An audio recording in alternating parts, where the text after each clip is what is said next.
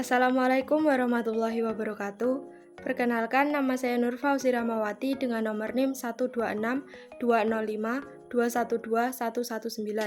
dari kelas PGMI 5D dengan dosen pengampu Ibu Maftuha MPDI. Di sini saya akan mempresentasikan jawaban UTS pembelajaran IPS MISD. Yang pertama, apa yang dimaksud dengan ilmu pengetahuan sosial atau IPS dan mengapa IPS penting dalam kurikulum sekolah dasar? Ilmu pengetahuan sosial atau IPS merupakan kajian ilmu-ilmu sosial seperti sosiologi, geografi, ekonomi, politik, hukum, sejarah, dan budaya yang secara terpadu disederhanakan untuk pembelajaran di sekolah dan memiliki tujuan agar peserta didik mendapatkan nilai-nilai baik sebagai warga negara yang bermasyarakat, sehingga mereka dapat menjadi warga negara yang baik berdasarkan pengalaman masa lalu yang didapat di masa kini dan diantisipasi untuk masa depan yang akan datang. Karena aktivitas manusia dapat dilihat dari dimensi waktu yang meliputi masa lalu, sekarang, dan masa depan. Aktivitas manusia tersebut berkaitan dalam hubungan dan interaksi dengan aspek geografis, serta untuk memenuhi segala kebutuhan hidupnya dalam dimensi arus produksi, distribusi, dan konsumsi. Pada intinya, fokus kajian pada IPS yaitu berbagai aktivitas manusia dalam berbagai dimensi kehidupan sosial dengan karakteristik manusia sebagai makhluk sosial. IPS penting dalam kurikulum sekolah dasar karena IPS berfungsi untuk membekali peserta didik dengan pengetahuan sosial yang berguna untuk masa depannya, keterampilan sosial dan intelektual dalam membina perhatian serta kepedulian sosialnya sebagai sumber daya manusia yang bertanggung jawab dalam merealisasikan tujuan pendidikan nasional. Selain itu, juga diharapkan dengan IPS peserta didik dapat peka terhadap masalah-masalah sosial yang terjadi di masyarakat dan menjadi warga negara yang baik dengan memiliki kemampuan dasar untuk berpikir secara logis dan kritis, rasa ingin tahu, inquiry, memecahkan masalah, dan keterampilan dalam kehidupan sosial. Dengan IPS juga diharapkan peserta didik mampu untuk memiliki kesadaran dan kepedulian terhadap masyarakat dan lingkungannya, melalui pemahaman terhadap nilai-nilai sejarah dan kebudayaan masyarakat.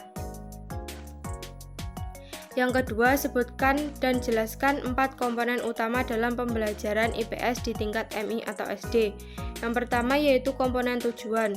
Komponen tujuan merupakan hal yang sangat mendasar.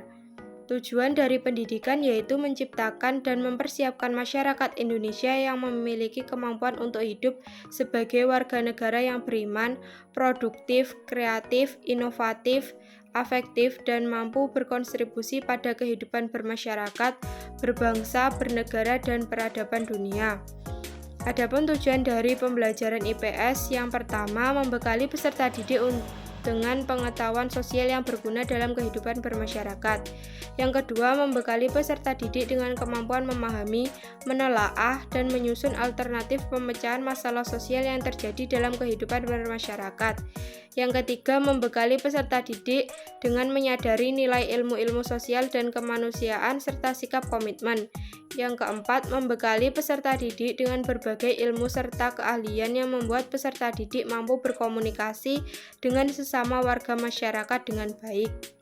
Yang kelima, membekali peserta didik dengan menyadari pentingnya lingkungan hidup yang menjadi tempat berjalan kehidupan yang tidak terpisahkan dengan keterampilan yang disertai dengan sikap mental yang positif.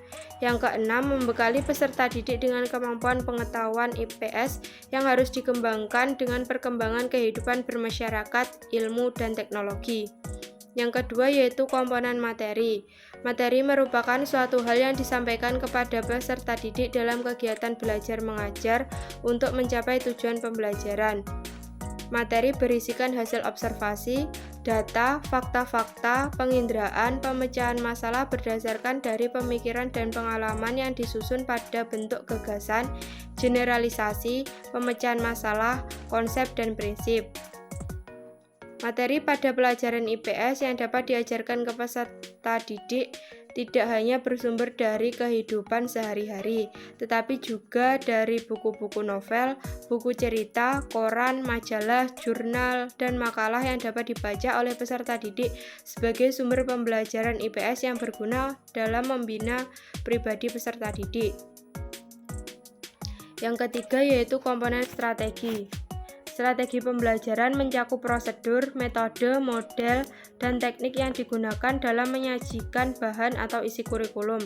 Strategi pembelajaran merupakan suatu tindakan guru yang realistis dalam pelaksanaan proses pembelajaran. Pada pemilihan strategi pembelajaran terdapat beberapa kriteria yang menjadi landasan dalam pemilihan, yaitu strategi yang diorientasikan terhadap tugas pembelajaran, memiliki hubungan terhadap materi pembelajaran, teknik yang digunakan terfokus terhadap tujuan yang hendak dicapai, dan yang terakhir adalah penggunaan media pembelajaran yang mampu memberikan rangsangan terhadap indera peserta didik. Strategi yang dapat digunakan baik secara individu ataupun kelompok, yang pertama yaitu strategi exposition. Materi pembelajaran diberikan kepada peserta didik yang berbentuk sudah jadi, sehingga akan dengan mudah peserta didik untuk menguasai materi tersebut. Yang kedua yaitu strategi discovery. Peserta didik mencari sendiri materi pembelajaran yang akan dipelajari dari berbagai sumber dengan berbagai aktivitas yang dilakukan. Yang keempat ada komponen evaluasi. Evaluasi bertujuan untuk melakukan penilaian terhadap pencapaian tujuan pembelajaran dan untuk melakukan penilaian terhadap proses implementasi kurikulum secara keseluruhan dan termasuk penilaian terhadap kegiatan evaluasi itu sendiri. Hasil evaluasi berfungsi sebagai input dalam menentukan keputusan pada kurikulum dan pendidikan.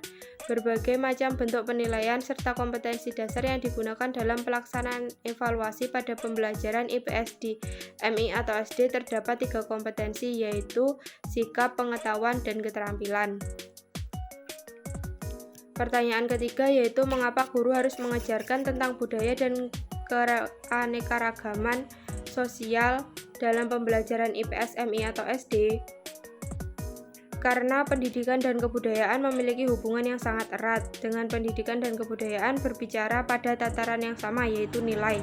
Budaya adalah istilah yang sangat luas yang mencerminkan masyarakat, dan di setiap masyarakat memiliki kebudayaan yang berbeda. Beberapa aspek budaya termasuk cara hidup sosial dan kebiasaan serta tradisi adalah bagian dari budaya. Kebudayaan yang merupakan unsur pemersatu masyarakat dapat dilestarikan seiring berjalannya waktu. Pentingnya warisan budaya bagi kelangsungan hidup masyarakat tidak dapat dipungkiri. Oleh karena itu, upaya untuk melestarikan dan meningkatkan kesadaran akan warisan budaya telah diintensifkan dalam beberapa tahun terakhir. Subjek warisan budaya termasuk dalam beberapa kursus sistem pendidikan, dan peningkatan kesadaran sejak usia dini adalah prioritas. Mata pelajaran IPS merupakan salah satu mata pelajaran yang sangat penting. Oleh karena itu, warisan budaya dimasukkan dalam kurikulum dan buku pelajaran IPS. Terkait dengan transmisi aktif warisan budaya, penting untuk menetapkan tingkat inkorporasi warisan budaya. Yang penting untuk melestarikan struktur masyarakat yang unik.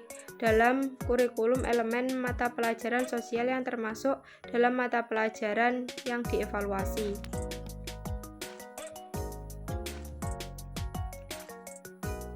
Yang keempat yaitu bagaimana berita dan media sosial dapat mempengaruhi pandangan masyarakat tentang isu-isu sosial dan politik. Berita dan media sosial memiliki pengaruh besar dalam membentuk pandangan masyarakat tentang isu-isu sosial dan juga politik. Pengaruh tersebut terjadi melalui beberapa cara. Yang pertama yaitu penyampaian informasi. Berita menyampaikan informasi tentang isu-isu terkini, sementara media sosial memungkinkan berbagi informasi dengan cepat. Hal ini dapat mempengaruhi pemahaman masyarakat mengenai topik tertentu. Yang kedua, viralitas. Konten yang kontroversial atau emosional cenderung menjadi viral di media sosial. Hal ini mempengaruhi perdebatan publik dan pendapat masyarakat. Yang ketiga, pembentukan opini. Media sosial memungkinkan individu atau kelompok untuk mempengaruhi pendapat masyarakat melalui kampanye atau advokasi online. Maka dari itu, penting untuk memiliki literasi media yang baik dan kritis, serta mengambil sumber informasi dari berbagai sumber untuk mendapatkan pemahaman yang seimbang mengenai isu-isu sosial dan juga politik. Soal yang kelima, praktikkan dan analisislah pembelajaran dalam kelas mulai dari pendekatan, strategi, metode, dan teknik. Untuk praktiknya misalnya seperti ini. Assalamualaikum warahmatullahi wabarakatuh. Halo anak-anak, bagaimana kabar kalian hari ini? Ibu harap kalian semua senantiasa sehat. Nah, pada pertemuan kali ini kita akan membahas tentang keberagaman suku bangsa. Pada pembelajaran mengenai keberagaman suku bangsa, Ibu akan memberi materi dan menayangkan video untuk membantu pemahaman kalian. Kalian simak baik-baik ya videonya. Nanti setelah penayangan video, Ibu akan memberikan beberapa pertanyaan kepada kalian. Nah, bagaimana? Kalian sudah paham dengan materinya? Jika ada yang kurang jelas, silakan ditanyakan kepada Ibu. Kalau tidak ada pertanyaan, Ibu yang akan memberi pertanyaan kepada kalian.